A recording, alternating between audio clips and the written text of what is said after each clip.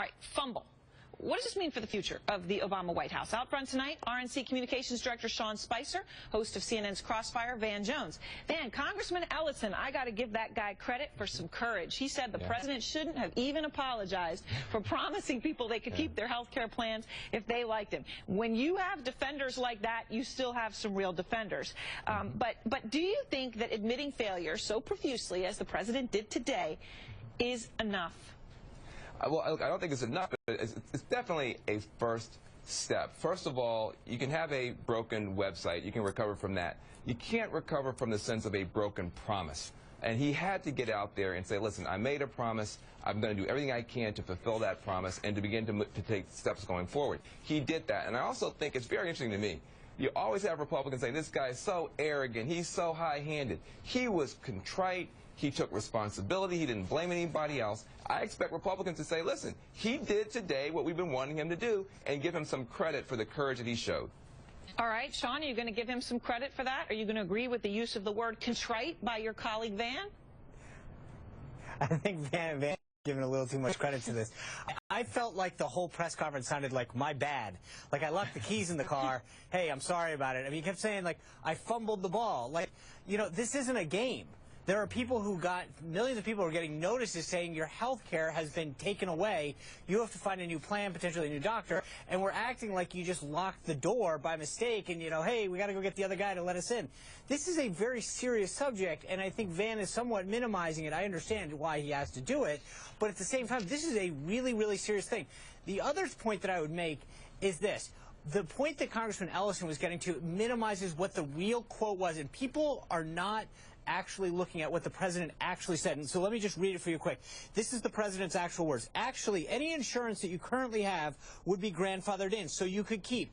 And so you could decide not to get on the Exchange Better plan. I could keep my Acme insurance, a high-deductible catastrophic plan. I would not be required to get a better one. Now, we can debate the merits of whether or not that Congressman Ellison was getting into, whether or not it's good policy or bad policy. Right. But that's not what we were promised. Right. Fair point. As the president said, I mean, the president obviously did apologize. But, Van, I want to follow up on the point where you said he was contrite and didn't blame anybody else.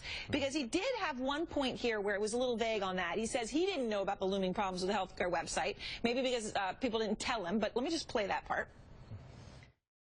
On the website, I was not informed directly that the website would not be working as the way it was supposed to. Had I been informed, I wouldn't be going out saying, boy, this is going to be great. You know, I'm accused of a lot of things, but I don't think I'm stupid enough to go around saying this is going to be like shopping on Amazon or Travelocity. Even a week into it, the thinking was that these were some glitches that would be fixed with patches, as opposed to some broader systemic problems that took much longer to fix. Van, I mean, the line I'm honing in on here is, had I been informed, I wouldn't have said this is going to be great. I think that's true. Okay, but I mean, obviously, implying someone may have known. But let me just put the question to you this way, Van. Sure. How is it possible that the president didn't know if the problems really were horrific? Because it would seem to me then either somebody lied to him when they shouldn't have, or the people that were putting this in place were so incompetent that they didn't even realize the scope of the problem themselves, which is worse.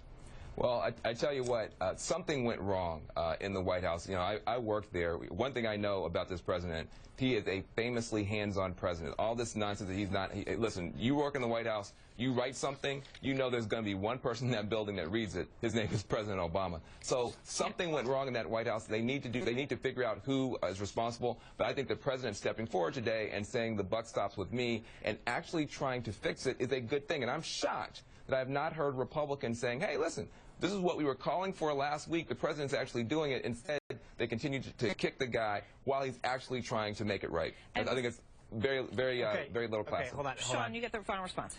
Look, okay, one, he didn't know what was going on with the NSA, that we were doing Merkel's phone calls. He didn't know that the Justice Department was dealing with taping reporters' phone calls and monitoring them. There's a pattern here on this whole area, too, about what he does and doesn't know. But the bigger issue is that he also did blame big government. He said that the problem is it's too big, and the way that the government's set up in terms of procurement and stuff, you cannot be the champion of big government and then blame big government for the failure to to implement the program. That's the bigger issue here, that we have a government that is too big, too out of control, clearly cannot handle health care, but then you can't go blame the size of government that you inflated as the problem. You and I agree on something. The procurement process the federal government has developed for itself is terrible. That's why the Pentagon's paying $500 for a screw. But that's not about big government per se. That's a particular set of problems. Fine, but that's a particular set of problems that can be fixed. We should work together to fix that. But we should not leave people without health insurance. Let's not forget. There's 40 million people who got a shot at health care now. You've got women who are not being discriminated against. Obamacare is working. You've got a couple of million people who are in trouble now, and we're trying to help them. But don't erase the 40 million people who are in a better position now.